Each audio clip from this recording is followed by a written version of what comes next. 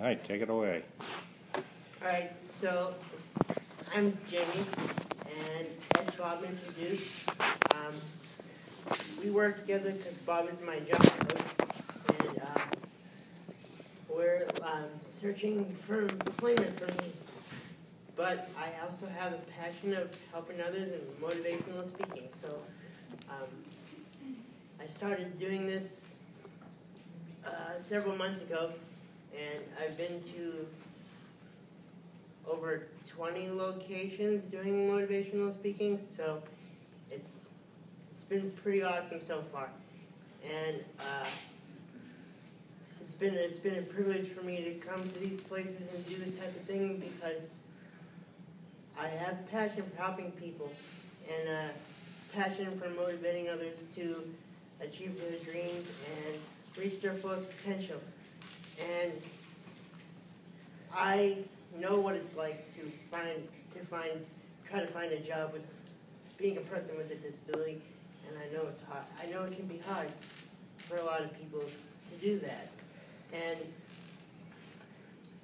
the biggest thing about that for me is, it could be a lot of, monotonous things about filling out applications and putting yourself out there and sending emails and not getting phone calls back, and you think it's because people don't want you or because you have a disability. But it's not the entire truth. The entire truth is that people don't get the chance to see who you really are. So the reason I do this is to show other people that you can do things, you can do whatever you want and be whoever you want and work as hard as you can to show people who you really are. Because I know from personal experience, and I think that a lot of you can understand, that people don't really know who you are until you can get in front of them and say, this is what I could do. This is what I could do. And a lot of people don't give us, people with disabilities, the opportunity to sit in front of employers and say, hey, this is what I could do for your organization or for your company. And they just look at you and they see that you have a disability, and then they make assumptions based on your abilities, and I don't think that's fair. And I went to school at Stonehill College, and some people told me that it would be impossible for me to graduate college. And I graduated college in 4 years, and I have a passion for writing, and so I started a blog, and I'm writing a book, and I'm doing these presentations. So the thing is, you might get tired of filling out applications. You might get tired of following up on phone calls. But as long as you can understand what your passion is, and you put yourself out there in the most genuine way possible, and you say, this is what I'm good at, this is what I know I could do, you will get to where you need to be. Because sooner or later, somebody will realize how motivated you are, how passionate you are. Because if you do that, it's hard to ignore somebody who is as passionate and as motivated as everybody in this room is, because that is the point of you guys being here. It's showing that you want to work and you want to be involved in your community. And all these people here who are helping us to get jobs and be out in the community, they want to see you succeed too. They want to see you succeed as well. And you're taking the first step by just being here and saying, I want to be a part of this program, and I want to pursue opportunities to work. Because I've been out of school for a year, and I've had a lot of times where I doubted myself, and I doubted myself to the point where I didn't think I could be successful. And then I just started doing this, and it took off. It took off because a lot of people can get behind what I'm trying to do. A lot of people can get behind my message because they understand that if somebody's passionate and somebody's motivated, it's really hard to be ignored. Because if you want something as bad as I know people in this room want to work and they want to be employed and they want to be part of society, if you want that, it's really hard to ignore. And everybody might have days where they get discouraged, but it's really hard to ignore somebody's passion. It's really hard to ignore somebody who says, yes, I want to be here. And it's a better alternative than sitting on your parents' couch. Because I know it's easy. I know that's very easy for us to do, but it's not going to get us anywhere. It's not going to get us anywhere. And you might be wondering how I came about to have this mindset. Well, I have a brother, and his name's Dan.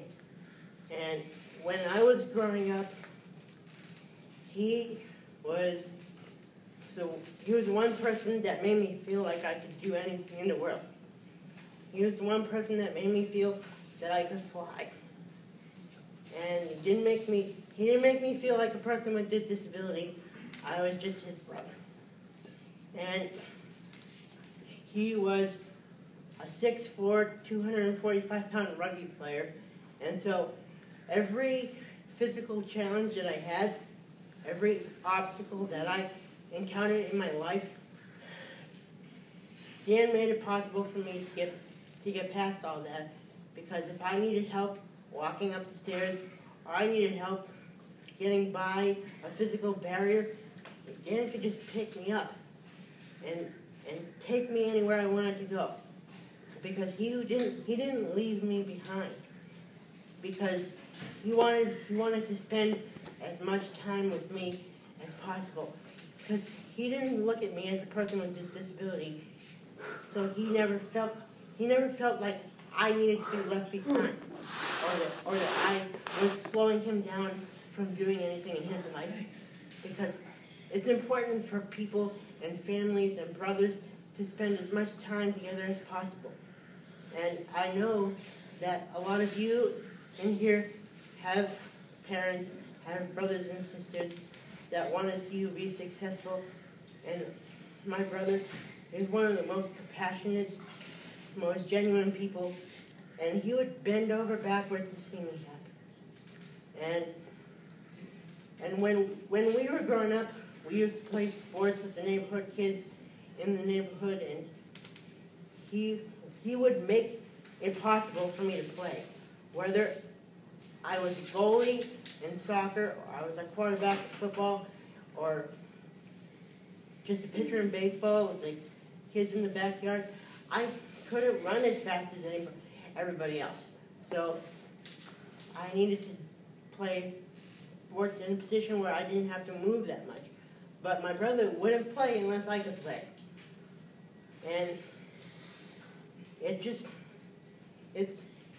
that was back then, but it really transcends until now, because all throughout my life it was like that. Everything that we did, he didn't leave me behind. And the fact that he was always there, and the fact that he was always willing to do that for me, it made me feel like nothing was impossible, and nothing is impossible. So that's why I know that as long as we all stay motivated, as long as we all stay passionate, we're going to have people in our lives that will bend over backwards for us and will help us to get where we need to be. So it's really it's really a blessing for me to have a person like that in my life, because I know that a lot of people don't have that. A lot of people don't have parents and a brother or a sister that is that compassionate and is that motivated and is that person that will put themselves out there for you and make it possible for you to do things that you never thought you could. And unfortunately, it's almost been 2 years now, but my brother passed away in a car accident 2 years ago. And you might think that it would be very hard for somebody like me to recover from that. But I know that's not the type of person my brother was.